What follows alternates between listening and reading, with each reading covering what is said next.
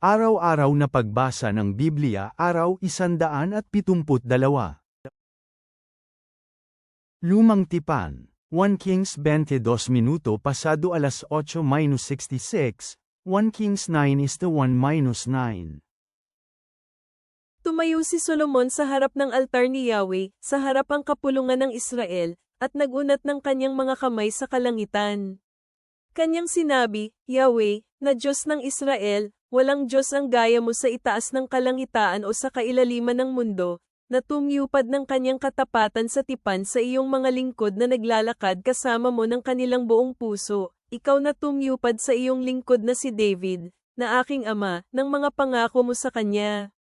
O, nang usap ka gamit ang iyong bibig at tinupad ito gamit ang iyong kamay, tulad ng sa ngayon.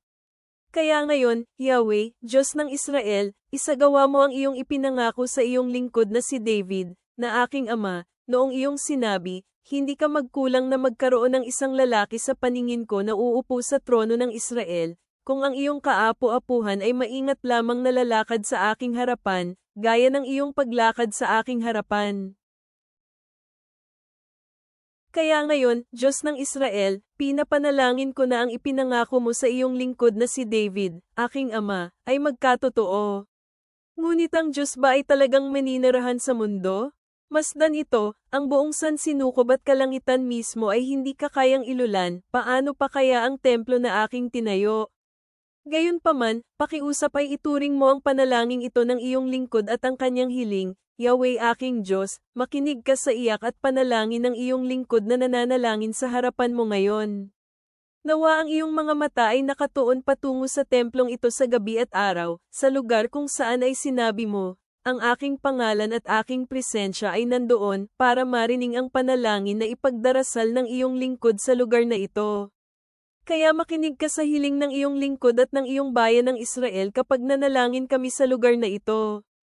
O, makinig ka mula sa lugar kung saan ka nakatira, mula sa mga kalangitan, at kapag ika'y nakinig, ikaw ay magpatawad.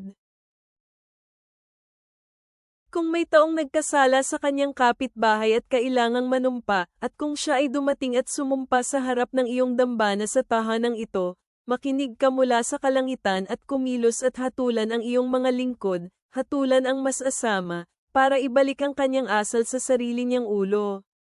At ipahayag na ang matuwid ay walang kasalanan, para mabigyan siya ng karangalan para sa kanyang katuwiran. Kapag ang iyong bayang Israel ay natalo ng kaaway dahil sila ay nagkasala laban sa iyo, kapag nanambalik sila sa iyo pinapahayag ang iyong pangalan, manalangin at humiling ng kapatawaran sa iyo sa templong ito, kung ganon ay pakiusap makinig ka mula sa kalangitan at patawarin ang kasalanan ng iyong bayang Israel. Ibalik mo sila mula sa lupain na iyong binigay sa kanilang mga ninuno. Kapag tahimik ang kalangitan at walang ulan dahil ang bayan ay nagkasala laban sa iyo, kung sila ay nanalangin sa lugar na ito, ipahayag nila ang iyong pangalan, at tumalikod sa kanilang kasalanan kapag napahirapan mo sila. Makinig ka sa kalangitan at patawarin ang kasalanan ng iyong mga lingkod at ng iyong bayan ng Israel, kung iyong ituturo sa kanila ang tamang bagay kung saan sila dapat lumakad. Magpadala ka ng ulan sa iyong lupain, kung saan mo ibinigay sa iyong bayan bilang pamana. Ipagpalagay na mayroon taggutom sa lupain, o ipagpalagay na mayroon sakit, pagkalanta o pagkabulok, mga balang o mga uod, o ipalagay na ang tarangkahan ng lungsod sa kanilang lupain ay sinugod ng kaaway, o mayroong kahit anong salot o pagkakasakit, ipagpalagay na ang mga panalangin at mga kahilingang ay gawin ng isang tao o ng iyong bayan na Israel, bawat isa ay nalalaman ang salot sa kanyang sariling puso habang inuunat niya ang kanyang mga kamay sa templong ito. Pagkatapos ay makinig ka mula sa kalangitan, ang lugar kung saan ka naninirahan, magpatawad at kumilos, at bigyan ng gantimpala ang bawat tao sa kanyang ginagawa, alam mo ang kanyang puso, dahil ikaw at ikaw lamang ang nakakaalam ng puso ng lahat ng tao. Gawin mo ito para sila ay matakot sa iyo sa lahat ng araw na sila ay mabubuhay sa lupain na ibinigay mo sa aming mga ninuno. Karagdagan dito, tungkol sa dayuhan na hindi nabibilang sa iyong bayan ng Israel, kapag siya ay nanggaling mula sa malayong bansa dahil sa iyong pangalan, sapagkat maririnig nila ang iyong dakilang pangalan, ang iyong makapangyarihang kamay, at iyong nakataas na kamay, kapag siya ay dumating at nanalangin sa templong ito, pakiusap na makinig ka mula sa kalangitan, ang lugar kung saan ka naninirahan, at gawin mo ang kahit anong hingin sa iyo ng dayuhan. Gawin mo yun para ang mga grupo ng tao sa mundo ay malaman ang iyong pangalan at matakot sa iyo, gaya ng iyong sariling bayan ng Israel. Gawin mo ito para malaman nila na ang tahanang ito na aking binuo ay tinawag sa iyong pangalan. Ipagpalagay na ang iyong bayan ay makikipaglaban sa kaaway, sa kahit anong paraan mo sila ipapadala, at ipagpalagay na sila ay mananalangin sa iyo, Yahweh, sa lungsod na iyong pinili sa tahanang aking itinayo sa ngalan mo. Kung ganoon makinig ka sa kalangitan sa kanilang mga panalangin, kanilang kahilingan, at tulungan mo sila sa kanilang pinaglalaban. Ipagpalagay na sila ay nagkasala laban sa iyo, yamang walang sino man ang hindi nagkakasala, at ipagpalagay na ikaw ay galit sa kanila at ibinigay sila sa mga kaaway upang dalhin silang bihag sa kanilang lupain, maging malayo o malapit. At ipagpalagay na kanilang napagtanto na sila ay nasa lugar kung saan sila ipinatapon, at ipagpalagay na sila ay nagsisi at humanap ng pabor sa iyo mula sa lupain ng mga hamuli sa kanila. Ipagpalagay na kanilang sinabi, kami ay kumilos ng hindi tama at nagkasala. Kami ay nag-asal ng masama.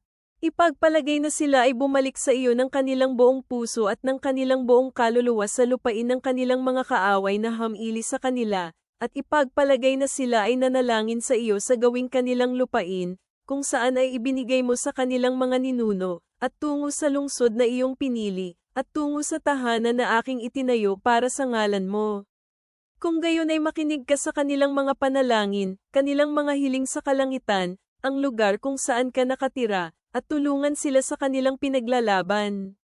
Patawarin ang iyong bayan na nagkasala laban sa iyo, at lahat ng kanilang mga kasalanan kung saan ay sumuwi laban sa iyong mga utos. Kahabagan sila sa harap ng kanilang mga kaaway na bumihag sa kanila, para ang kanilang mga kaaway ay magkaroon din ng habag sa iyong bayan. Sila ang iyong bayan na iyong pinili, na sinagip mo palabas ng Ehipto na parang nasa gitna ng pugon kung saan ang bakal ay pinende. Panalangin ko na ang iyong mga mata ay mabuksan sa mga hiling ng iyong bayan ng Israel, na makinig ka sa kanila sa tuwing sila'y tumatawag sa iyo.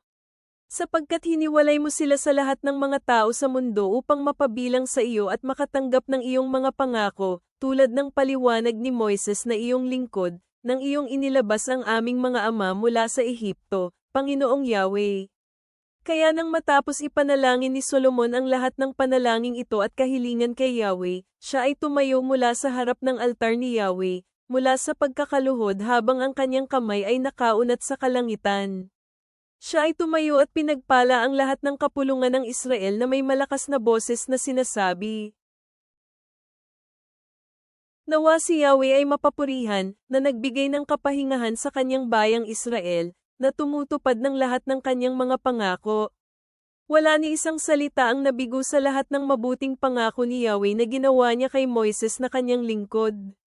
Nawa si Yahweh na ating Diyos ay makasama natin, gaya kung paano siya ay nasa ating mga ninuno.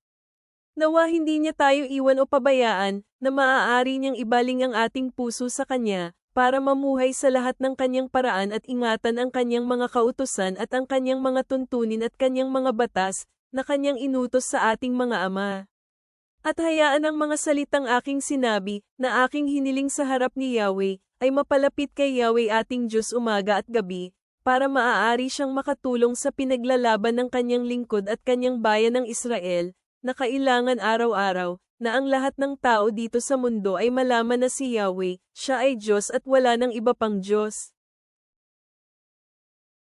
Kung gayon, hayaan ang iyong puso na maging totoo kay Yahweh ating Diyos, para lumakad sa kanyang alituntunin at pagkaingatan ang kanyang mga kautusan, mula sa araw na ito. Kaya ang hari at lahat ng Israelitang kasama niya ay naghandog ng mga alay kay Yahweh. Si Solomon ay naghandog ng alay para sa pagtitipon, na ginawa niya para kay Yahweh, 22,000 baka at 120,000 tupa. Kaya ang hari at mga Israelita ay inialay ang tahanan ni Yahweh.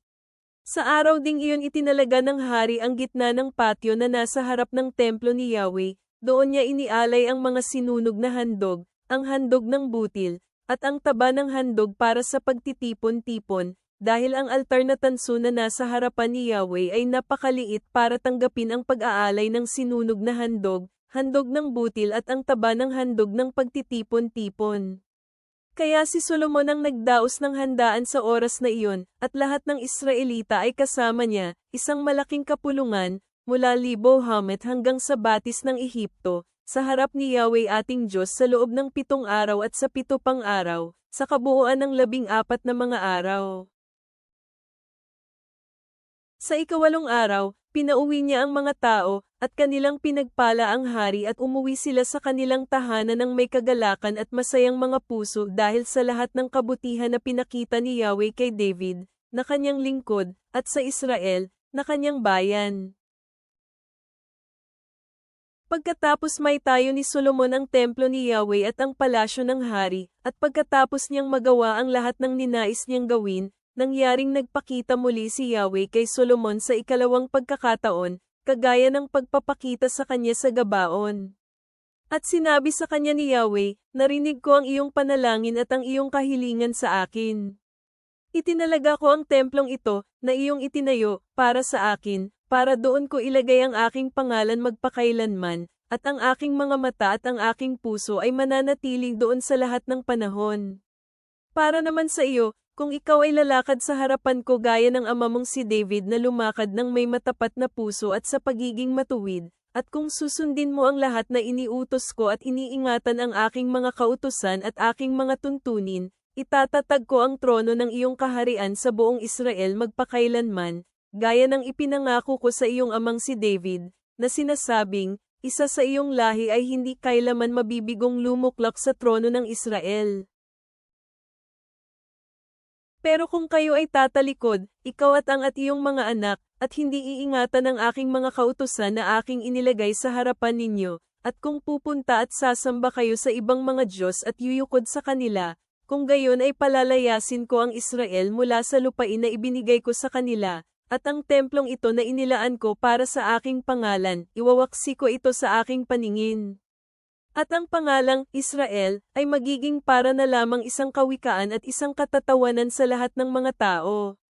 At kahit na ang templong ito ay napakatayog ngayon, bawat isang mapapadaan dito ay mangingilabot at susutyot. Sasabihin nila, bakit nagawa ni Yahweh ang ganito sa lupain at sa templong ito? Sisagot ang iba, dahil tinalikuran nila si Yahweh, na kanilang Diyos, na siyang naglabas sa kanilang mga ninuno sa lupain ng Ehipto, at pinaglingkuran nila ang ibang mga Diyos at yumukod sila sa mga ito at sumamba sila sa kanila. Iyon ang dahilan kung bakit dinala ni Yahweh ang lahat ng mga sakunang ito sa kanila. Bagong Tipan, Acts 14:8-28. Sa Listra may isang lalaking nakaupo sa kanyang mga paa na walang lakas, isang lumpo mula pa noong nasa sinapupunan ng kanyang ina, na hindi kailanman nakapaglakad. Narinig ng taong ito si Pablo na nagsasalita. Itinoon ni Pablo ang kanyang mga mata sa kanya at nakita niya na mayroon siyang pananampalataya upang gumaling. Kaya sinabi niya sa kanya ng malakas ang boses, "Tumayo ka." Tumalon ang lalaki at lumakad. Nang makita ng maraming tao ang ginawa ni Pablo, sumigaw sila ng malakas, nagsasalita sa wikang Likaonya. Ang mga Diyos ay bumaba sa atin sa anyo ng tao. Tinawag nilang Zeus, si Bernabe at Hermes, naman si Pablo dahil siya ang pangunahing tagapagsalita. Nagdala ng baka at koro ng bulaklak sa tarangkahan ang pari ni Zeus, na ang templo ay nasa labas lamang ng lungsod, siya at ang maraming tao ay gustong mag-alay ng handog.